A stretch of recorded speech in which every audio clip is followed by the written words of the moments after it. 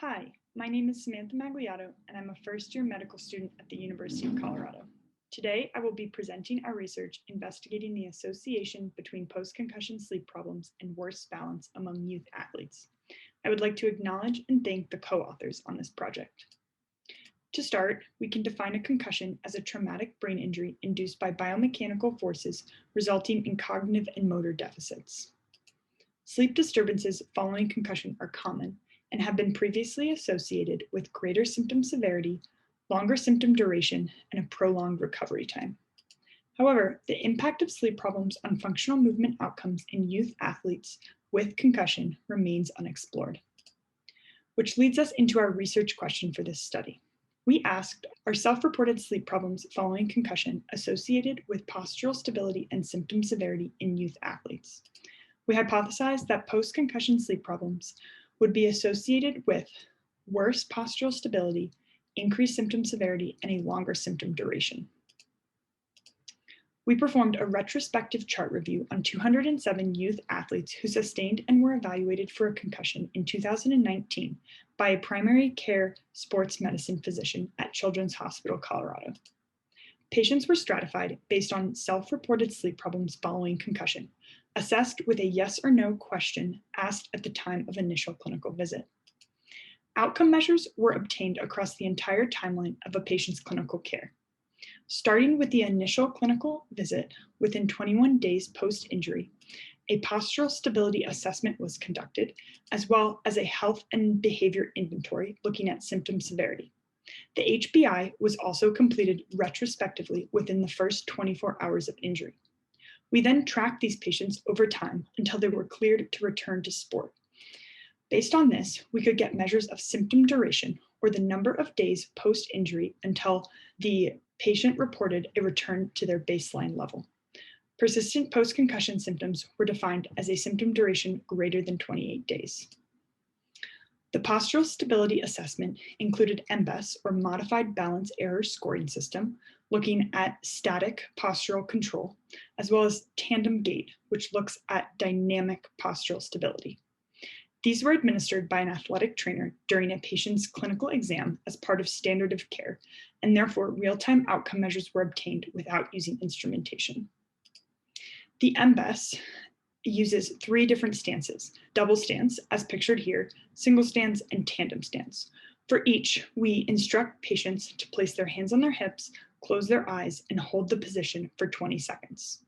Outcome measures include the number of errors committed in each stance, with a maximum of 10 errors per stance.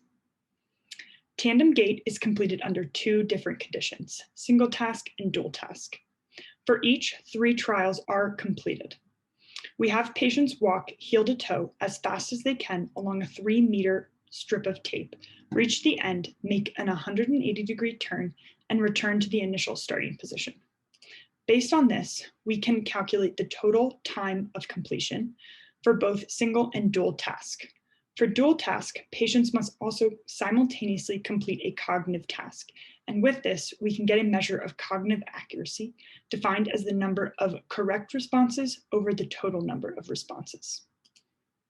Looking at participant characteristics, we see that the sleep problems group had 97 patients, while the no sleep problems group had 110 patients. The 2 groups were similar in age, sex, assessment time, and prior concussion history. However, patients with sleep problems post-concussion reported significantly more pre-injury sleep problems than the no sleep problems group. Looking at postural stability outcomes, no tandem gait outcome measure were found to be statistically significant. However, there was a mean difference of 3 seconds between groups for dual task tandem gait time, although the clinical relevance is questionable. We did find significance in static balance control, as the sleep problems group committed significantly more errors on the MBES than the no sleep problems group. Symptom severity was assessed using the HBI and is reported here in violin plots to show measurement distribution between groups. The center dot is the median, with the larger rectangular box being the interquartile range. A 2x2 repeated measures ANOVA was used to analyze symptom severity between groups at the time of concussion and at the time of initial clinical visit.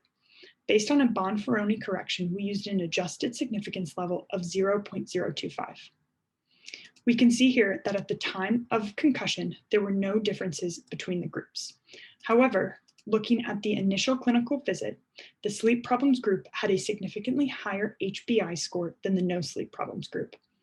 We can then conclude that while the two groups had a similar symptom burden at the time of concussion, between the time of concussion and the time of initial clinical visit, which on average was 10 days, the sleep problems group had not recovered to the same extent as the no sleep problems group. Finally, for recovery outcomes, we see that the sleep problems group post-concussion were associated with a longer return to sport clearance time than the no sleep problems group. Using a logistic regression model that adjusted for assessment time and pre-injury sleep problems, post-concussion sleep problems were associated with a 2 times greater odds of developing persistent post-concussion symptoms. In summary, youth athletes with sleep problems post-concussion demonstrate worse static balance control as measured by the MBES, more severe symptoms on the HBI, and an increased likelihood of developing persistent post-concussion symptoms.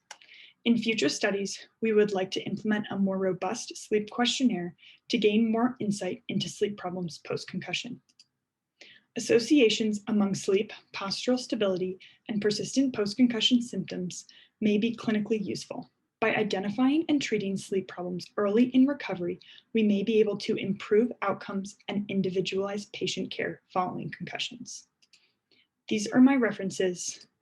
Thank you for your time and attention. Feel free to email me with any additional questions.